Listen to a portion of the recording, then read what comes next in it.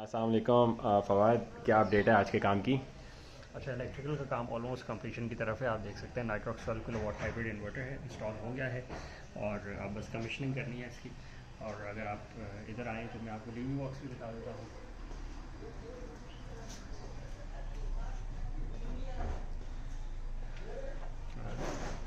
थोड़ा सा मुझे पीछे आने दें। हाँ, दो डीवी बॉक्सेस हैं, एक एसी डीवी बॉक्स सेपरेट है और डीसी डीवी बॉक्स सेपरेट है।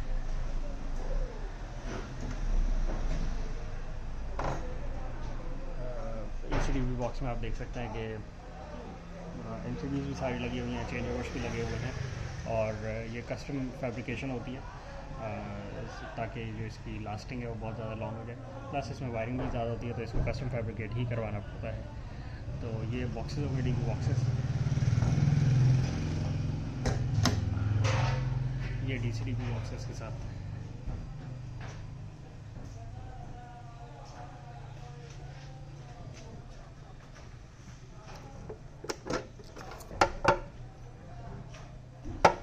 फ़वाद ये अलग डीबी बॉक्स करने की क्या ज़रूरत है?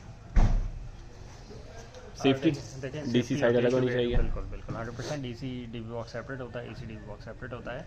उससे फ़ायदा ये होता है कि एसी के जो सारी लाइंस और एसी कनेक्शंस हैं वो डीसी के साथ इंटरलिंक नहीं होते। ठीक है। तो there is no possibility of any interlinkage और शॉर्टिंग आउट और एनी अदर पॉसिबिलिटीज़। तो अच्छा फ़वाद, वो बात जो अर्थिंग हुई है वो भी ज़रा दिखाएं, और दो अर्थिंग की ज़रूरत क्यों हुई है?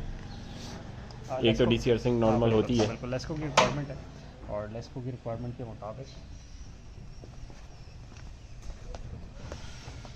दो अर्थिंग हुई हुई है। एक एसी अर्थ है, एक आप देख सकते हैं एसी अर्थ सेपरेट है और डीसी अर्थ सेपरेट है। जनरली प्रेमिसेस पे एसी अर्थ मौजूद होता है। नई प्रेमिस हो तो उधर एसी अर्थ हुआ वही होता है और जो एसी कनेक्शन होते हैं वो सारे एसी अर्थ के साथ कनेक्टेड होते हैं। बट अगर किसी भी प्रेमिसेस पे एसी अर्थिंग ना मौजूद हो तो वहाँ पे फिर एसी अर्थ भी करवाना पड़ता है और एसी अर्थ भी करवा दिया है और उसका कनेक्शन भी इन्वर्टर के साथ कर दिया है। आप देख सकते हैं ऊपर स्ट्रक्चर का काम हो रहा है और सोलर स्ट्रक्चर बनाने में थोड़ा टाइम तो लगता ही है। यार लोड शेडिंग ने भी बहुत तंग किया हुआ है। लोड शेडिंग बहुत हो रही है, काम हो ही नहीं पा रहा और आप देख सकते हैं कि जो सोलर स्ट्रक्चर है वो बन नहीं पा रहा क्योंकि लाइट बहुत जा रही है। तो दिन में 2 घंटे लाइट गई हुई है और ऑपरेशन आवर्स भी अकॉर्डिंग टू सोसाइटी चल रहे हैं क्योंकि आप रात को आपको 6-7 बजे काम कंप्लीट करना होता है।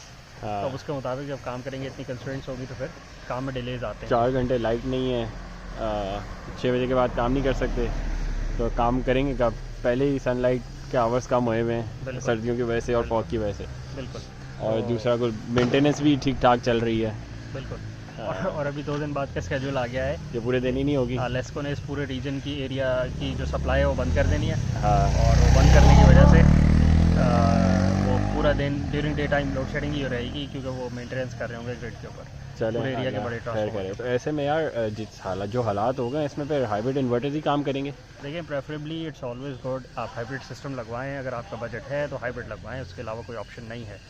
ऑन ग्रिड लॉन्ग लास्टिंग इस तरह नहीं है कि फिर आप ग्रिड के साथ जब कनेक्ट हो जाते हैं इन द लॉन्ग रन तो फिर ग्रिड में जो भी मसाइल हैं वो सारे आप पे हावी हो जाते हैं। तो आपको हाइब्रिड सिस्टम से ज़्यादा अच्छा सिस्टम सोलर सिस्टम्स में कुछ नहीं मिलेगा। सबसे टॉप यही है। उसमें भी एज लॉन्ग एज कि आप जो इक्विपमेंट है वो अच्छी लगवाएं, लो क्वालिटी इक्विपमेंट ना लगवाएं। लो क्वालिटी इक्विपमेंट तंग ही करती है।